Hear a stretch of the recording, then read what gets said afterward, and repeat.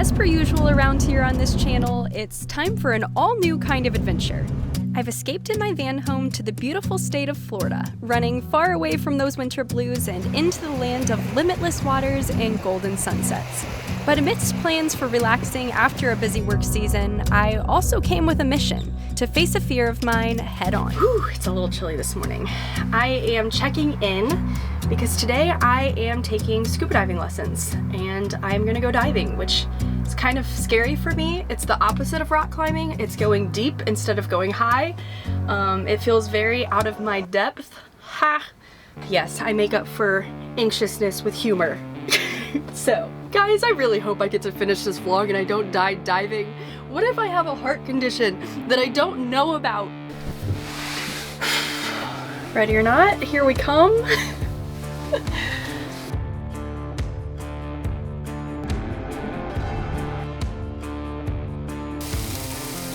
Ooh, that's a lot of black pepper. So we just finished our first dives and I couldn't film any of it. I feel really empowered. Whenever you do something that scares you and then you actually end up surprising yourself and doing a half-decent good job at it, slash not inhaling water down at the bottom of the pond, it's a good day. So I feel like I might have just found a new passion. A very, very expensive passion that I will now be buying gear for. So the moral of the story is, don't try out hobbies that you can't afford because you will go broke loving them. I was really surprised. All the little fishies, I thought they were gonna be skittish of us. Instead, they were just staring at us. It was pretty incredible. I've been getting this song that's on Instagram Reels stuck in my head. I'm sure you all have heard it. Thank you for sunshine, thank you for rain, thank you for joy, thank you for pain. It's a beautiful day, it's a beautiful day, hey. It makes me feel so positive and sunshiny inside. Does anyone else cook their peppers until they're just absolutely and completely burnt? And until then they're not finished? Because so do I. This isn't gonna be the best thing in the world. Today is diving training day 2, and I'm more nervous than day 1.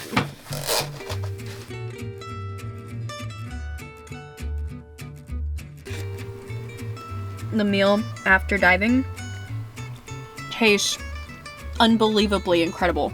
I'm having gluten-free chicken noodle soup and a gluten-free quesadilla. Apparently the theme of today's vlog is trying new things because we had a waiter invite us to try out his boxing class, so obviously we said yes. I've never been boxing before, have you? No. Now this probably seems pretty random, but I made a rule for myself back in college that stuck with me up until now. I call it the just say yes rule, and it's pretty self-explanatory. Whenever an opportunity comes up to try something new, I simply always say yes. Unless it's like meth or something, but you know, you draw your own lines where you want them. I survived. I did not thrive. That was really hard. With this rule, I can pretty much guarantee life will stay interesting for you.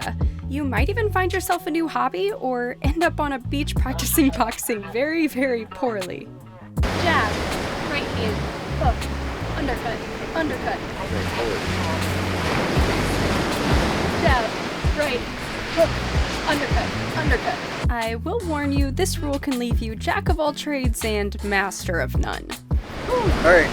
Good sunset. Let's skedaddle.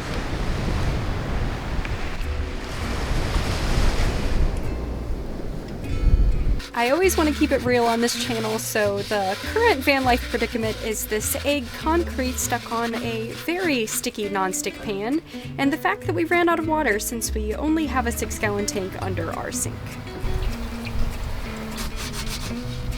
This is some egg water scrubber ASMR.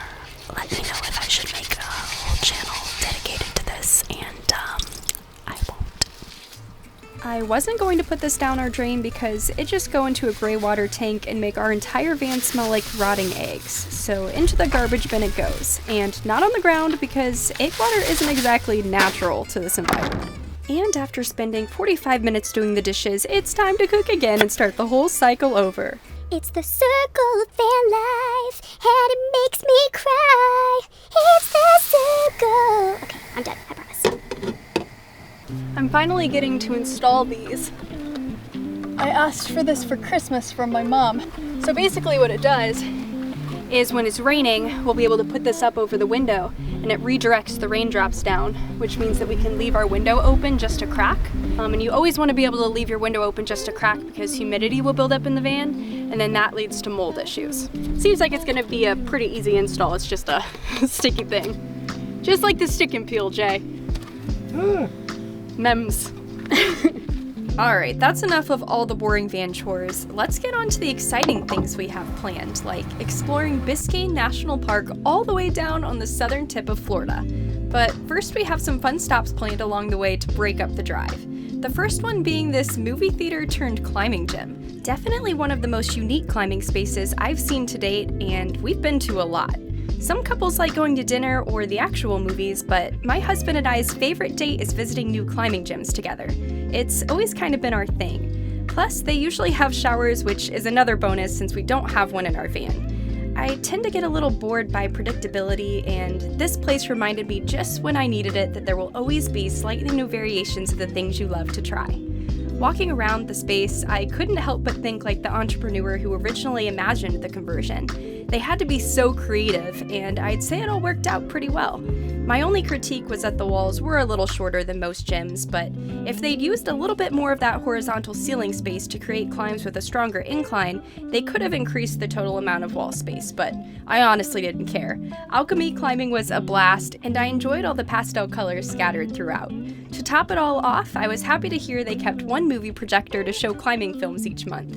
If you ever find yourself in Tallahassee, Florida, definitely hit this place up. It's great for all levels. But if you thought that place was colorful, I'd like to offer you an official welcome to Whimsyland, an eccentric home garden open to the public by the kind owners who created it themselves. I felt like I couldn't possibly walk slow enough through here without accidentally missing something interesting. Even the mosaic tile under my feet took months and months of work to complete. The sounds throughout the garden really added to that whimsical vibe of the place, and I just love that this is a random house in a neighborhood wanting to offer something beautiful for travelers to stop by and see, just trying to spread a little joy and color to their corner of the street.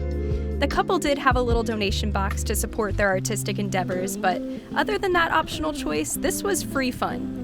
I hope you all feel like you got to experience this little gym with me today. It was a welcomed break from driving. As I said goodnight to the sun, I had big hopes that I'd see my first wild alligator at Everglades National Park the next day. Not only did that wish come true when I spotted these magnificent little monsters, but I also got to experience airboating for the first time. It felt weightless, like we were sliding on one giant patch of ice the entire time. Soaking up that Everglades mud. But even with these incredible experiences, I was still pretty anxious to get out to Biscayne National Park. Alright guys, we're gonna be picking up some speed. If you didn't know, 95% of Biscayne is located underwater, so on top of needing boat access to explore it properly, you also need to be prepared to get wet. From above the water, the mangroves seem a little uneventful, but just a few feet down below the surface, these roots are teeming with life. It's incredibly destimulating down here in the best way. Sound is dampened and time is slower or faster. I can't really explain how the time perception is warped. It's a quiet world seemingly untouched by humans, until I looked a little closer and spotted our lovely impact of single-use plastics littering the floor. My heart sank knowing I was only seeing a minuscule fraction of a much larger pollution problem. A problem I've always felt partially guilty for, but also frustratingly helpless to make a dent in. But I do have some positive news to share on that front. If you haven't heard, the UN has finally reached, after 15 years of talking, a groundbreaking agreement to protect 30% of the world's international waters by 2030. Right now, that's less than 1% that's protected, so we're making moves in the right direction. Slower than I'd like, but certainly faster than doing nothing at all. And maybe if we achieve enough, I'll be able to share these special places with my kids someday, and their kids with their kids, and so on and so on. Guys, I'm just kidding. I didn't get to witness a wild shark. That was a shot I got at the aquarium in Miami, which you can just barely view from the park.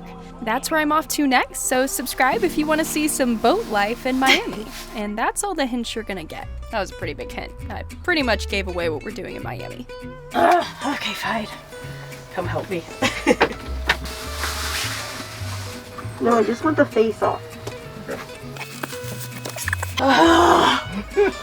I was stuck in the one part I didn't want to get stuck at. Alright, I could go without that part of snorkeling.